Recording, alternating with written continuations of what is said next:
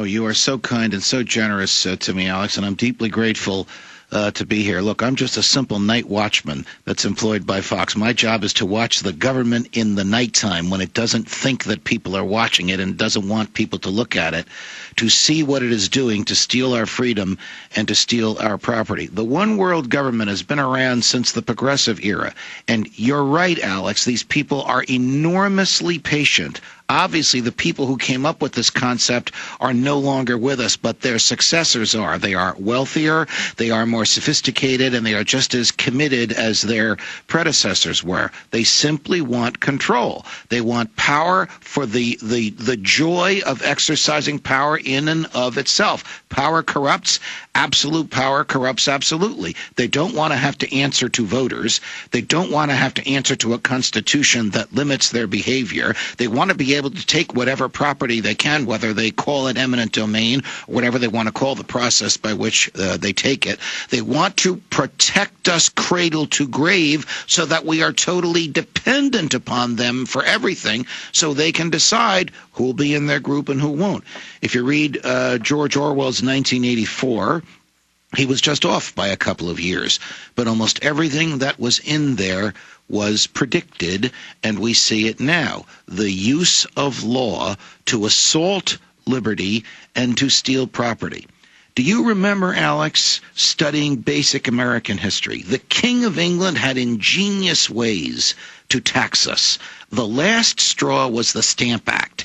It required that every colonist have on every piece of paper in his or her home a stamp. Every book, every bank draft, every mortgage, every lease, every deed, every pamphlet, even a poster that was going to be nailed to a tree had to have the king's stamp on it.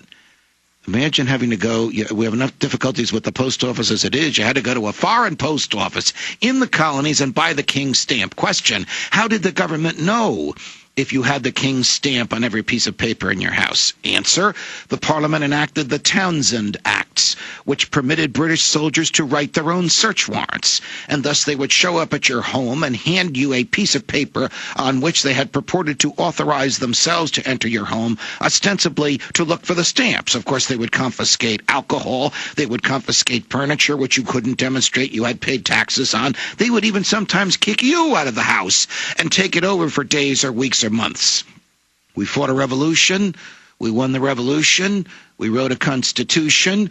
We added the Fourth Amendment to that constitution, which next to the right to life is the greatest right there is, the right to be left alone. And it says the government can't come onto your property and can't seize what you have and can't intrude into your privacy unless it goes to a judge and demonstrates to a neutral judge that it is more likely than not that you are committing crime. Fast forward 200 years to the Patriot Act. What does the Patriot Act do?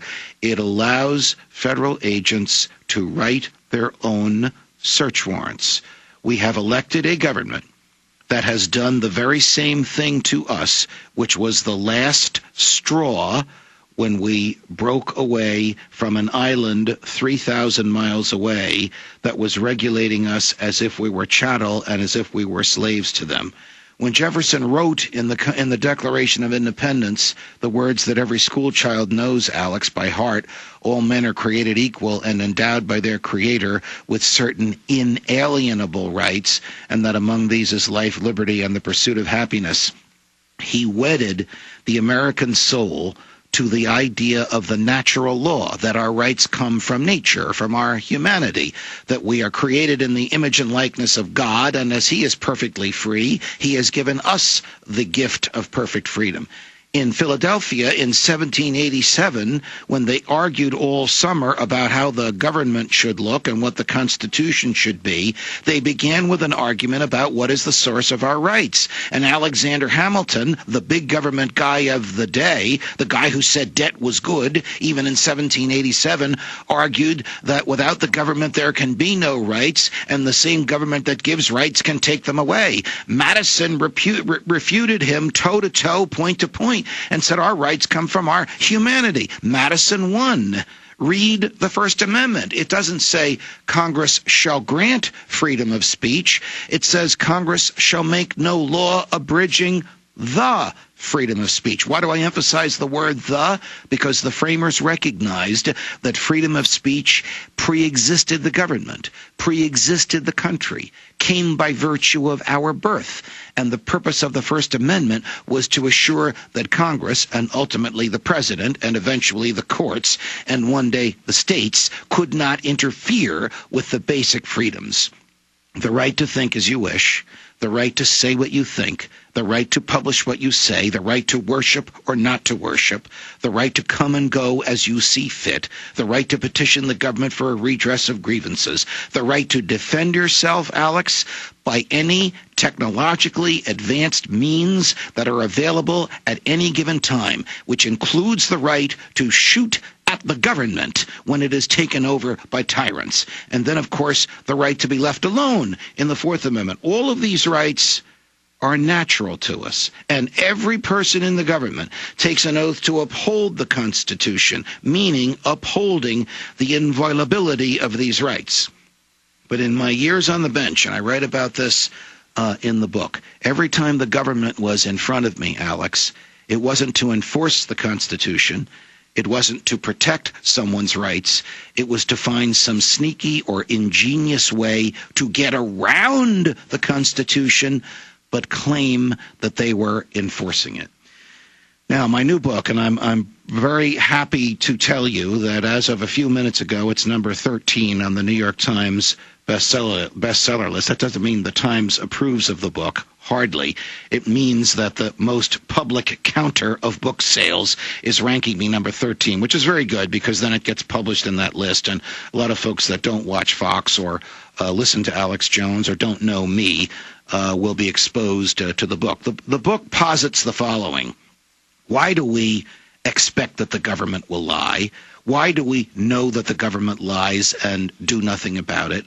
Would Lyndon Johnson have beaten Barry Goldwater in '64 if we knew that he was secretly planning to invade North Vietnam as he accused Goldwater of doing? Would FDR have been elected in '44, reelected in '44, if the public had known that he caused Pearl Harbor because he needed an excuse to enter World War II? Would George W. Bush have been reelected in 2004 if people knew that there were no weapons of mass destruction in Iraq and that he knew it and ought to have known it, that he was torturing people and lying about it, that he was listening to people's phone calls and capturing their computer strokes, all in violation of federal law? That's what the book challenges Americans, Alex, to be aware of, to recognize, to reject, and to correct. My dear friend, I've enjoyed all my time with you.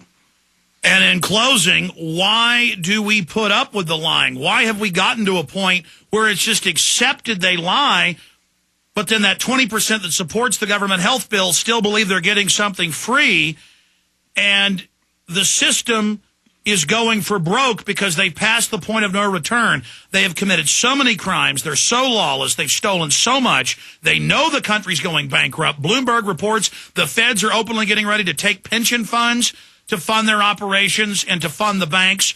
They have decided to go all the way, just like Hitler or Stalin or Mao, and it's time for the public to wake up. I mean, you mentioned the Stamp Act. Here is New Jersey CBS Television, CBS TV, WCBS.